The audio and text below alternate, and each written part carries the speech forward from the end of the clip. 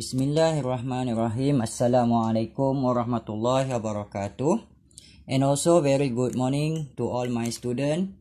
Let's continue our lesson on the topic of the homeostasis. In the chapter of homeostasis, on our previous lesson, we had learned about the structure of the kidney. We learned already that the kidney has their functional unit. The functional unit of kidney is called as a nephron. We learned a lot about the nephron on our previous lesson. Right now, we are like to study how does the nephron is very important for the urine formation. So, how does the neuron is very important for the urine formation? In the process of the urine formation, we will like to learn on the three major process. Proses yang pertama untuk melakukan penghasilan urin dinamakan sebagai ultrafiltration. Ultrafiltration ni adalah satu proses di mana kamu filtrate every of the substance yang ada dalam kandungan darah. Saya ulang sekali lagi. Any component yang ada dalam blood plasma darah ya, saya cakap tentang plasma darah, akan mengalami proses filtration, dan ini berlaku dekat satu bahagian dinamakan sebagai Bowman's capsule. The second process yang berlaku untuk formation of urine dinamakan sebagai reabsorption. Selepas berlakunya filtration dekat kawasan Bowman's capsule, semua bahan itu dinamakan sebagai filtrate. Ada beberapa bahan masih diperlukan oleh badan, dan bahan-bahan yang diperlukan oleh badan ni akan mengalami proses reabsorption, dan dia berlaku pada beberapa bahagian. Yang pertama, dia berlaku pada proximal convoluted tubule. Yang kedua, berlaku dekat loop of Henle. Dan yang ketiga, berlaku di kawasan distal convoluted tubule. Dan yang keempat, berlaku pada kawasan collecting duct. Yang berikutnya, yang ketiga adalah satu proses dinamakan sebagai secretion. Ada beberapa bahan dalam darah yang tidak sempat mengalami proses ultrafiltration akan dirembeskan keluar dari darah. Saya gunakan istilah di sini, dengar elok ya. Dirembeskan keluar dari darah masuk ke dalam tubul. Proses ini dinamakan sebagai secretion, dan proses ini dilihat berlaku dekat kawasan dinamakan sebagai proximal convoluted tubule, dan yang kedua berlaku pada distal convoluted tubule. So proses yang pertama yang kita fokus adalah yang berlaku pada Bowman's capsule. Apabila kamu study tentang struktur Bowman's capsule, strukturnya adalah dilihat seperti ini. So, ini adalah struktur Bowman's capsule. Ini adalah salur darah. Salur darah yang menuju kepada Bowman's capsule ini adalah afferent arteriole. Manakala salur darah yang keluar daripada Bowman's capsule ini adalah efferent arteriole. Ini darah. Ulang sekali lagi, ini laluan darah. Apabila laluan darah melalui kawasan Bowman's capsule ini, dia akan mengalami satu proses dinamakan sebagai ultrafiltration. Dia akan mengalami satu proses dinamakan sebagai ultrafiltration. So, proses ultrafiltration ini akan filtrate semua bahan daripada kandungan blood plasma. So, nampak tak bahan keluar. Keluar dari mana? Keluar daripada salur darah, iaitu glomerular capillary. So, ini glomerulus capillary ya. Keluar daripada glomerulus capillary ini, masuk ke dalam Bowman's capsule. So, bahan-bahan ini dinamakan sebagai filtrate. Semua bahan akan keluar daripada blood plasma, kecuali dua perkara. Yang pertama adalah blood cell, yang kedua adalah blood protein yang besar. Blood cell adalah terlalu besar untuk keluar, dan blood protein juga adalah terlalu besar untuk keluar. Semua bahan, iaitu water, ada sodium chloride, vitamin, nutrient, and everything is going out from the blood to the Bowman's capsule. So, dalam ini dinamakan sebagai filtrate. Semua ya, ni bahagian kat kidney kita. So, kalau kamu nampak ada darah yang keluar, ada masalah pada bahagian ini. So, at Bowman's capsule, during the urine formation, ia menyebabkan satu proses dinamakan sebagai ultrafiltration.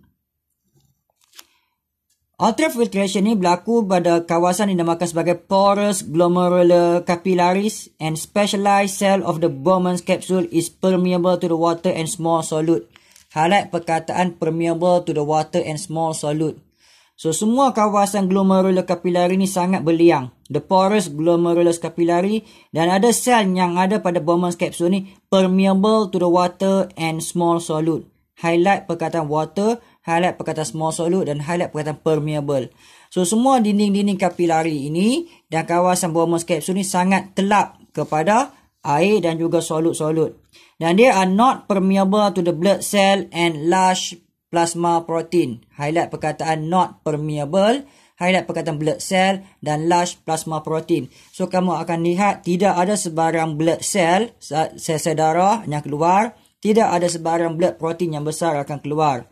So, semua bahan lain akan keluar, ya. So, apakah yang menyebabkan berlakunya proses ultrafiltration ini, pelajar? Proses yang membawa kepada ultrafiltration ini berlaku disebabkan 3 perkara. Yang pertama adalah high hydrostatic pressure in glomerulus. Pada kawasan glomerulus ini kawasan glomerulus, ya. This is the area of glomerulus ataupun glomerular capillary. Kawasan ini mempunyai high hydrostatic pressure, tekanan disebabkan mendalir. This is occur because of efferent arteriole is smaller diameter. Highlight perkataan smaller diameter dan afferent arteriole. Di manakah efferent arteriole? Efferent arteriole adalah darah keluar, dan di manakah afferent arteriole? Afferent arteriole adalah darah masuk. So, diameter untuk salur darah masuk adalah lebih besar berbandingkan diameter salur darah keluar, menyebabkan berlakunya satu tekanan. Dan the pressure here is called as hydrostatic pressure, tekanan daripada mendalir, di mana pressure itu akan force out all substance except for what? Again, except for blood cell and also the blood plasma protein. So, semua bahan akan keluar, inclusive of NaCl, ada water, ada nutrient and so on. Yang kedua, perkara yang menyebabkan berlakunya ultrafiltration ni adalah glomerular capillary has large surface area. Ultrafiltration akan berlaku dengan lebih efisien apabila glomerular capillary ni, kawasan ni mempunyai high surface area. Dan dia berlaku disebabkan the structure of glomerulus is highly coiled, sangat berlingkar. They are extensive, porous and long. So, dia panjang dan meliang, dan dia ada sangat banyak network, dan dia sangatlah berlingkar dan menyebabkan dia mempunyai luas permukaan yang besar, membantu dia untuk melaksanakan proses ultrafiltration. Baik, pelajar. Perkara yang ketiga yang membawa kepada bagaimana glomerulus ini menjalankan proses ultrafiltration pada Bowman's capsule adalah disebabkan filtration membrane. Membrane yang menjalankan proses filtration daripada glomerulus, filtration membrane of the glomerulus is thin. Highlight perkataan thin, sangat tipis. Dan they are porous, highly permeable. So, ini adalah liang darah glomerulus, salur darah glomerulus. Dan dia ada satu sel dinamakan sebagai podocyte yang sentiasa berada di atas salur darah glomerular capillary ini. Podocyte ini dia ada filtration slit, liang-liang pada kawasan ni, ya. Dia seakan-akan ini salur darah dan dia adalah sel yang sentiasa memegang-megang. Okay, macam ni, ya.